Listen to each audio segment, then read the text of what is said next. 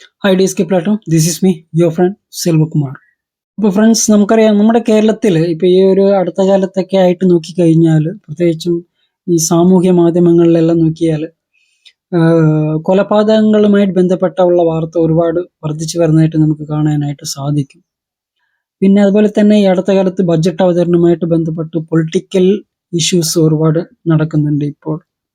പിന്നെ എന്ന് വെച്ച് കഴിഞ്ഞാൽ ഈ അടുത്ത കാലത്തൊക്കെ ആയിട്ട് നോക്കിക്കഴിഞ്ഞാൽ ഈ നമ്മുടെ റോഡുകളിൽ ഒരുപാട് അപകടങ്ങൾ സംഭവിക്കുന്നുണ്ട്. പ്രത്യേകിച്ചും ഇരുചക്ര വാഹനങ്ങൾ ഓടിക്കുന്ന ആൾക്കാരാണ് ഈ റോഡ് അപകടങ്ങൾ ഏറ്റവും കൂടുതലായിട്ട് മരണപ്പെടുന്നത്. മാത്രമല്ല നമ്മുടെ അട്ടപ്പാടിയിൽ ഇന്നലെ ഒരു ആക്സിഡന്റ് സംഭവിച്ചു. അതായത് രണ്ട് ബൈക്കുകൾ തമ്മിൽ കൂട്ടിയിടിച്ചാണ് അപകടം സംഭവിച്ചത്. അതിൽ മല്ലൻ എന്ന് പറയുന്ന ഒരു വ്യക്തി മരണപ്പെട്ട കാര്യം അട്ടപ്പാടിയിലെ ജനങ്ങൾക്കറിയാം. അപ്പോൾ ഈ അപകടം സംഭവിക്കുന്നത് എങ്ങനെയാണെന്ന് വെച്ച് കഴിഞ്ഞാൽ ഈ മല്ലനും മല്ലന്റെ സുഹൃത്തും കൽമക്കീർ എന്ന് പറയുന്ന സ്ഥലത്ത് പെട്രോൾ പമ്പിലേക്ക് പോയിട്ട് പെട്രോളൊക്കെ അടിച്ച് തിരിച്ചു വരുന്ന വഴിയാണ് അപകടം സംഭവിക്കുന്നത്. അപകടം സംഭവിക്കുന്നത് ഈ ആനക്കട്ടി ടു മണ്ണാർക്കാട് റോഡ് ഭാഗത്തേക്ക് വേറൊരു ബൈക്കിൽ 2 പേര് വന്ന് ഇവരുടെ വണ്ടിയുടെ പുറകെ കൂട്ടിയിടിക്കുകയും അങ്ങനെ അപകടം സംഭവിക്കുകയാണ് ചെയ്യുന്നത്. ഇതിൽ മല്ലൻ എന്ന ആൾ മരണപ്പെടുകയും ബാക്കി 3 പേരും, അതായത് ഇടിച്ച വണ്ടിയും മുമ്പിൽ വന്ന വണ്ടിയും, അതിൽ 3 പേരും അവർക്ക് ശാരീരികമായിട്ടുള്ള പരിക്കുകളും മറ്റും ഏൽക്കുന്നുണ്ട്. അപ്പം അങ്ങനെ അവരെ ആശുപത്രിയിലേക്ക് എത്തിക്കുകയും ചെയ്തതായിട്ടാണ് നമുക്ക് പത്രവാർത്തകളിൽ ഇതിലൂടെയൊക്കെ മനസ്സിലാക്കാനായിട്ട് കഴിഞ്ഞത്. പിന്നെ ഈ അപകടം ഉണ്ടാകാൻ കാരണം എന്താണെന്ന് വെച്ച് കഴിഞ്ഞാൽ അമിത വേഗതയും ഡ്രിങ്ക് ആൻഡ് ഡ്രൈവും ആണ് എന്നാണ് നമുക്ക് മനസ്സിലാക്കാനായിട്ട് കഴിയുന്നത്. പ്രത്യേകിച്ചും ഈ ബാക്കിൽ വന്ന് ഇടിച്ച ആൾക്കാരുണ്ടല്ലോ, അപ്പോൾ ഇവരായിരുന്നു ഇത്തരത്തിൽ വന്ന ആൾക്കാർ. അതുകൊണ്ടാണ് ഇത്തരത്തിലുള്ള അപകടം സംഭവിച്ചത്. പിന്നെ നമ്മളൊരു കാര്യം മനസ്സിലാക്കണം, എന്താണെന്ന് വെച്ച് കഴിഞ്ഞാൽ നമുക്കറിയാം നമ്മുടെ അട്ടപ്പാടിയിലെ റോഡുകൾ എന്ന് പറയുന്നത് വളരെ മോശപ്പെട്ട അവസ്ഥയിലാണ്.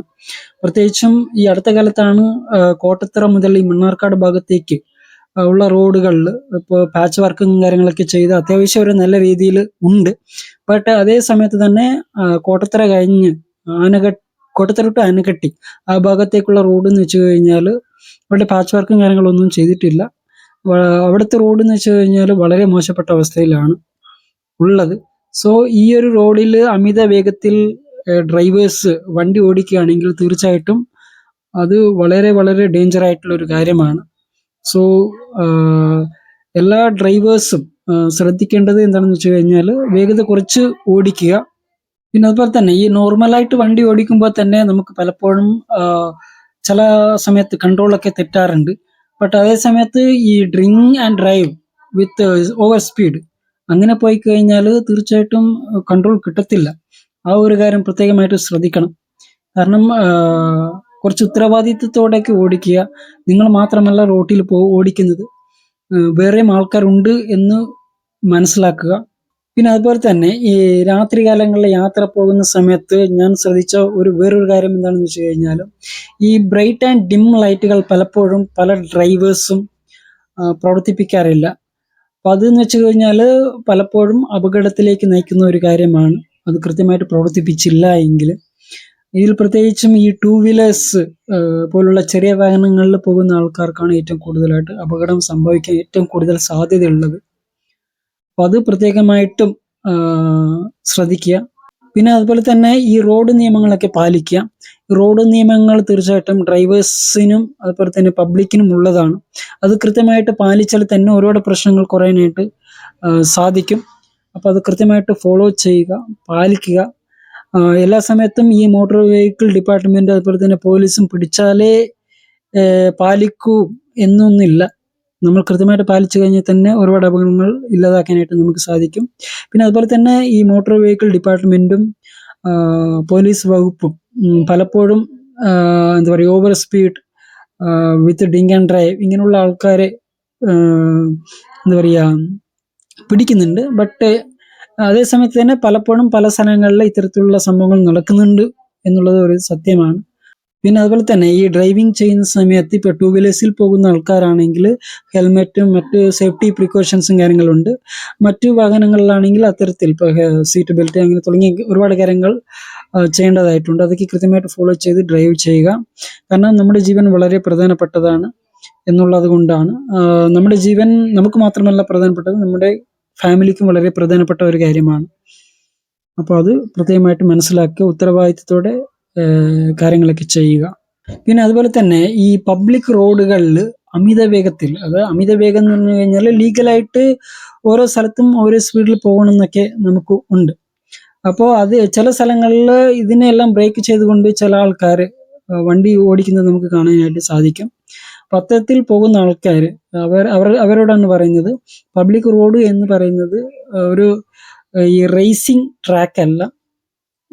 സോ അത് പ്രത്യേകമായിട്ട് മനസ്സിലാക്കുക. ഈ റേസിങ്ങും കാര്യങ്ങളൊക്കെ നടക്കുന്നത് അത് പ്രത്യേകമായിട്ടുള്ള വേറൊരു ട്രാക്കിലാണ്, അത് പ്രത്യേകമായിട്ടുള്ള വേറൊരു സ്ഥലത്താണ് നടക്കുന്നത്. അത്തരം സ്ഥലങ്ങളിൽ ബന്ധപ്പെട്ട പ്രിക്കോഷൻസും കാര്യങ്ങളൊക്കെ എടുത്തുകൊണ്ടാണ് ഈ റേസിങ്ങും മറ്റു കാര്യങ്ങളൊക്കെ നടക്കുന്നത്. സോ അപ്പോൾ ഇത്തരത്തിലുള്ള റേസിംഗ് പബ്ലിക് റോഡിൽ വെച്ച് കഴിഞ്ഞാൽ അതിൻ്റെ പേര് പബ്ലിക് ന്യൂസൻസ് എന്നാണ്. സോ അത് പ്രത്യേകമായിട്ടും ചെയ്യാണ്ടിരിക്കുക. അപ്പോൾ ഇത്തരത്തിൽ ആരെങ്കിലുമൊക്കെ ചെയ്തു കഴിഞ്ഞാൽ അത് തീർച്ചയായിട്ടും മോട്ടോർ വെഹിക്കിൾ ഡിപ്പാർട്ട്മെന്റും പോലീസ് വകുപ്പൊക്കെ ഇടപെട്ടുകൊണ്ട് അവരുടെ ലൈസൻസ് തന്നെ റദ്ദാക്കണം. പിന്നെ രണ്ടാമത്തത്, അതുമായിട്ട് ബന്ധപ്പെട്ട ലീഗലായിട്ട് എടുക്കേണ്ടുന്ന ആക്ഷൻസ്, ശിക്ഷ നടപടികളൊക്കെ തീർച്ചയായിട്ടും ഇത്തരത്തിലുള്ള ആൾക്കാർക്ക് എതിരെ എടുക്കണമെന്ന് തന്നെയാണ് പ്രത്യേകമായിട്ടും പറയാനുള്ളത്. പിന്നെ അതുപോലെ തന്നെ ഈ മോട്ടോർ വെഹിക്കിൾ ഡിപ്പാർട്ട്മെന്റിനോട് എൻ്റെ റിക്വസ്റ്റ് എന്താണെന്ന് വെച്ച് കഴിഞ്ഞാൽ, അട്ടപ്പാടിയിലെ റോഡുകളുടെ അവസ്ഥ നമുക്കറിയാം വളരെ മോശപ്പെട്ടതാണ്. സോ ഈ ഒരു അവസ്ഥ തീർച്ചയായിട്ടും വളരെ പെട്ടെന്ന് തന്നെ മാറണം. കാരണം റോഡ് പരിഹരിക്കപ്പെട്ടാൽ തന്നെ ഇവിടെ വേറെയും ഒരുപാട് കാര്യങ്ങൾ ഈസി ആയിട്ട് പരിഹരിക്കപ്പെടും. പ്രത്യേകിച്ചും അപകടങ്ങൾ കുറയാനായിട്ട് ചാൻസസ് ഉണ്ട്. മാത്രമല്ല നമുക്കറിയാം ഇവിടെ എന്താ പറയുക, ആശുപത്രികളുണ്ട്.